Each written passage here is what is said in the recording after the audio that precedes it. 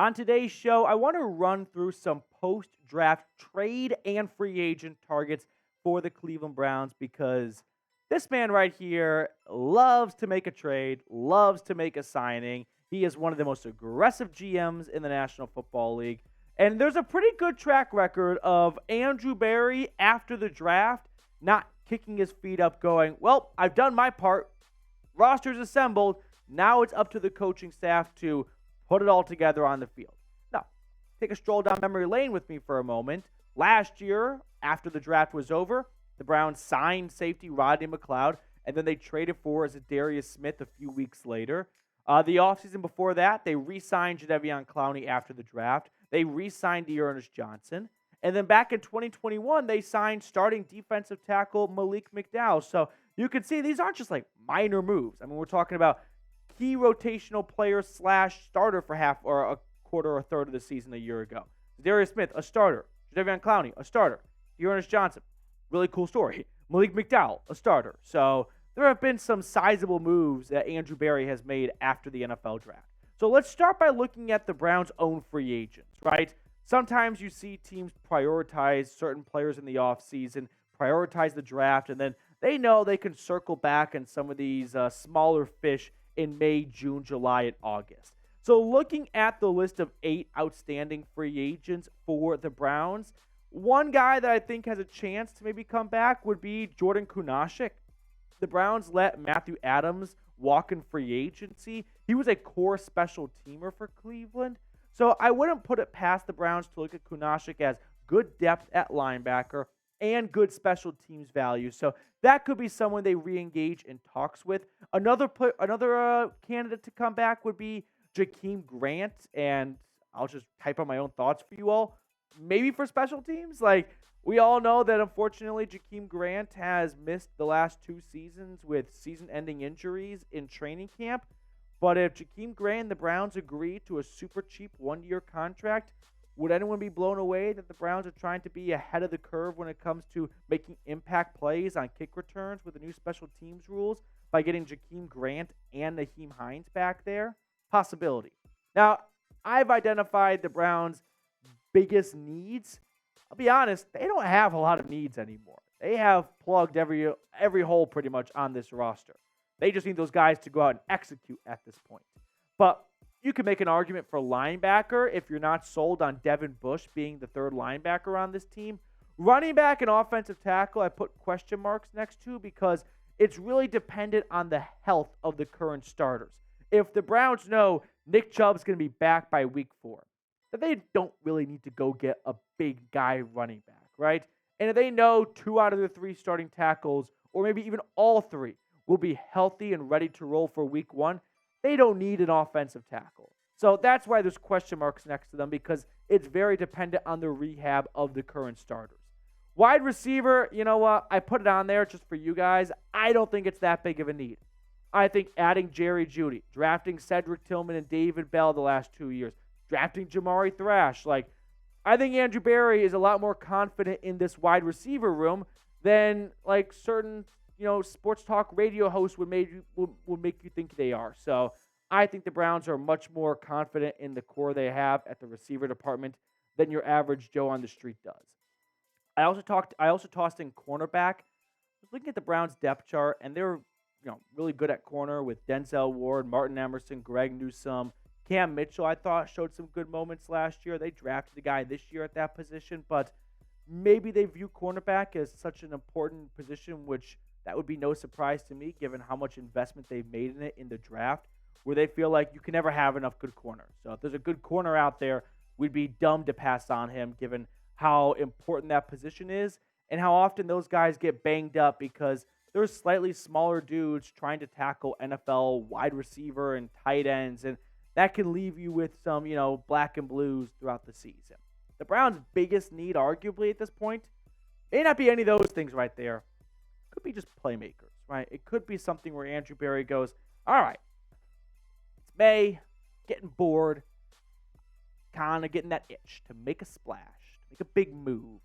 And I want to go get a guy that's not going to bring in some solid depth at cornerback or linebacker, but a guy that can make some big plays for us. And so maybe he just looks over the entire free agent landscape, not specific to his needs, but guys he feels like are still starting caliber players, and he's a little confused as to why they're still on the street. Here are, in my opinion, the top 10 free agents remaining. Now, we are filming, by the way, on Tuesday, May 7th during our live show. So, if one of these guys gets signed by the time you're watching this, just roll with the punches. But David Bakhtiari, who was one of the best left tackles in football up until some recent injuries. Yannick Ngakoue had an impressive streak of 8+ sacks for multiple years. Only had 4 last year up until a broken ankle cut his season short. Calais Campbell comes off a 6.5 sack season. That's like the most for any free agent right now. Steven Nelson, Stephon Gilmore, and Xavier Howard, I think are all starting caliber cornerbacks in the NFL. I'm not really sure why they're still free agents. And then there are some just good safeties like Quandre Diggs, Eddie Jackson, Justin Simmons, Jamal Adams. I think Justin Simmons being a free agent is an absolute crime. He's led the NFL in interceptions since entering the league in 2016. And the other 3 guys, they may not be at their peak anymore, but I think they're still starting caliber players. Like Rodney McLeod was to last year in the Browns free agency signing pool, a really good quality depth piece. I think all those 3 guys outside of Justin Simmons, who is definitely a starting caliber player, are at least good quality rotational safeties when you see a lot of teams going to 3 safety looks this day and age in the NFL. Now, one name that's not on there, how about tight end Logan Thomas? Former 4th-round pick out of Virginia Tech by the Cardinals. Bounced around the league a little bit, but the last 4 years he was with the Washington Commanders. And I feel like the Browns' tight end room could use an extra player to it. Now, last year for the Commies, Logan Thomas, a little under 500 yards, 4 touchdowns, 16 games played. The Commanders' passing attack was abundant. I'm blanking on the term I'm trying to use here, but was no shortage of volatile. Like, it was up and down, right? Sam Howell was awesome to start the year, and then he ended the year on a very cold streak, leading the NFL in interceptions. But Logan Thomas, I think, would insert himself as some good depth in this tight end room. If something were to happen to David Njoku, do you trust Jordan Akins and Giovanni Ricci and a pair of UDFAs to hold down the fort? Maybe, maybe not. I would be a lot more confident if Logan Thomas was a part of that tight end room. Plus, last year, Ken Dorsey, he used a ton of 2 tight end sets. Now, that was in part because he had 2 good tight ends, right? Dawson Knox and first-round pick out of Utah as well. So he had 2 good tight ends to use, and that was a big reason why that they went to a lot of 2 tight end sets. And maybe he'd like to have 2, good tight ends to run with in Cleveland as well. So what position do you think the Browns should add to? Let me know in the comment section below. I think tight end would probably be like one of the few needs on this team. And that's really not because of anything about David Njoku. It's just about if something were to happen to David Njoku, I don't have a ton of faith in the backups in the tight end room compared to other spots on this roster. Now, next up on the show, I want to run through some Browns trade targets. Guys Cleveland could go after in the trade department because Andrew Berry has checked himself into trade rehab on multiple occasions, and it would not be a surprise to me if the Browns decided we need to go make a big trade. So we're going to go look at some potential trade targets because Andrew Berry loves to make trades. There is just no other way around it. We don't need to detail how many trades he has made ever since he became the Browns GM. He made one not long ago for Jerry Jeudy. He could be itching to make another one. So let's at least look at what draft capital the Browns have to work with for the 2025 NFL Draft. They are, lo and behold, back in round number 1. They have their 2nd, 3rd, 4th, no 5th. That belongs to the Vikings because of the Za'Darius Smith trade. But they do have 3 6th-round picks next year and a 7th. So here are 10 likely trade candidates. I've got Bears running back Khalil Herbert. They signed DeAndre Swift. They drafted Roschon Johnson. He could be RB3 in Chicago. Then you've got Niners wide receivers Deebo Samuel and Brandon Ayuk. After the Ricky Pearsall draft pick from Florida in round 1, one of those 2 guys could be moved. DK Metcalf, there's been some very low-level chatter I'll toss him on there, but I would be very surprised if he's traded. T. Higgins, if the Bengals can't reach an agreement on a deal and a team gives him a really good offer, maybe they take that trade instead of having 1 year of T. Higgins' services. Cortland Sutton is in a semi-casual holdout over a contract dispute. Maybe that escalates, although I think Cleveland traded for their preferred Broncos wide receiver.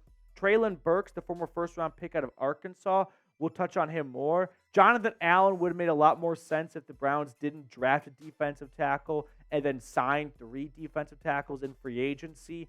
Saints cornerback Marshawn Lattimore has recently gained some traction in the NFL trade rumors world. I don't think the Saints are going to move on from the former 11th overall pick, but maybe if something starts to boil down in the Big Easy, he could be available. And then Cardinal safety Budda Baker, he's entering the last year of his contract. And if a team overpays for a safety, wouldn't be surprised if Arizona goes, we could trade Budda Baker and then sign one of those other free agent safeties Petey just talked about.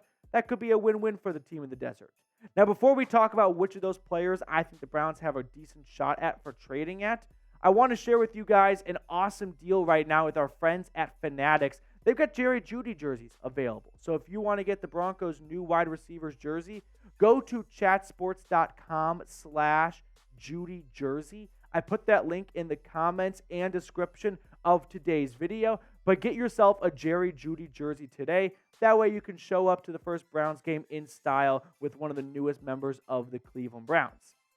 Now, one guy I want to show you guys is Khalil Herbert, because I think of the 10 names we just looked at, if I had to pick one the Browns trade for, it may be the former starting running back for the Chicago Bears, who has dealt with injuries the last 2 years, but has put together some really strong averages. Like, the guy averages nearly 5 yards a carry.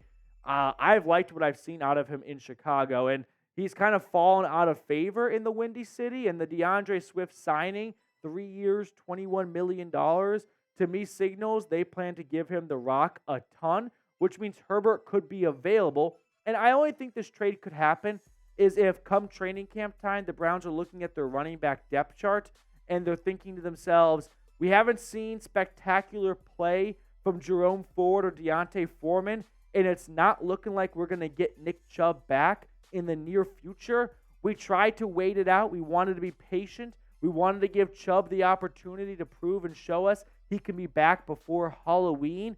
That's not looking likely, and we're not seeing great play from Ford or Foreman. So if we don't plan on having Chubb for the next month, 2 months of the season, let's go bring a guy like Herbert in to make this more of a committee backfield. Another person maybe the Browns could be interested in is former first-round pick out of Arkansas, Treylon Burks. 6'2", 225. He was supposed to be the next poor man's Deebo Samuel. Yards after the catch monster. Really tough to bring down. Huge target to throw to with some good speed to go along with it. And it just hasn't gone to plan in Tennessee. He's played 11 games in back-to-back seasons for the Titans. His career stats look like an underwhelming season alone stat line for a first-round pick. 49 grabs, 665 yards, and 1 touchdown. Now, I could see Andrew Berry specifically having interest in Treylon Burks, especially after the Titans have signed 2 wide receivers in free agency so far, in Boyd and Calvin Ridley. Maybe Andrew Berry looks at Treylon Burks as, hey, that's round 1 potential. And for a team that hasn't had a first-round pick the last few years, we'll trade a bag of chips for him if the Titans are ready just to move on from him and just, wipe their hands clean from what was an awful trade by the previous head coach. Well, no, I won't actually associate Vrabel with it at all. Vrabel hated the trade. It was the Titans' last GM, John Robinson, who dealt A.J. Brown to the Eagles for a first-round pick during the 2022 NFL Draft. And that essentially cost him his job. He got fired pretty much as a result of that 18 or so months later. But maybe Barry looks at that as, hey, I see a guy that could be a really good wide receiver in the future for us. And as Amari Cooper enters a contract year, so does Elijah Moore. We could get a guy who we don't have big plans for in 2024, but maybe in 2025, 2026, just like how the Broncos were ready to move on from Jerry Jeudy and Andrew Berry swooped in, maybe he does something similar with Treylon Burks. So if you're to pick a trade for one of the 2 guys that I talked about specifically, who would it be? Khalil Herbert or Treylon Burks. I would go with Khalil Herbert. I think Treylon Burks is just bad, right? I just don't think he's going to work out in the NFL. I think Khalil Herbert, if the Browns need some help until Nick Chubb returns, could provide a really good 3-horse back with Jerome Ford, Deontay Foreman, and Khalil Herbert. So I would go with the Bears running back. All right, let's go with Trizzy Trace now to pick a card. Who did the Bills draft out of Utah? Dalton Kincaid. Sometimes I can't remember a name during the video, and I come across as the biggest casual. Yeah. And then 10 minutes later, it pops in my head. See, I mean, it's always the, I have a really good comeback, but I thought about it 2 hours later. Yeah, I've been there before. Be like that. And the funny thing is, when I've been on your side of the camera, I'm always critical of how can you not remember Dalton Kincaid's name? Yeah. And then when you're on this side of the camera and the lights are on, sometimes names Very just different. don't come to your head. Very, very different. Trace, which card do you want to go with? I'm going to go 7 of spades. 7 of spades. Give me the 2 of diamonds. Jack of spades. Jack of spades. All right. That will do it for us on today's live show. Thank you guys so much for tuning in. Come hang out with us next Tuesday, by the way, if you want to be a part of a future Cleveland Browns report.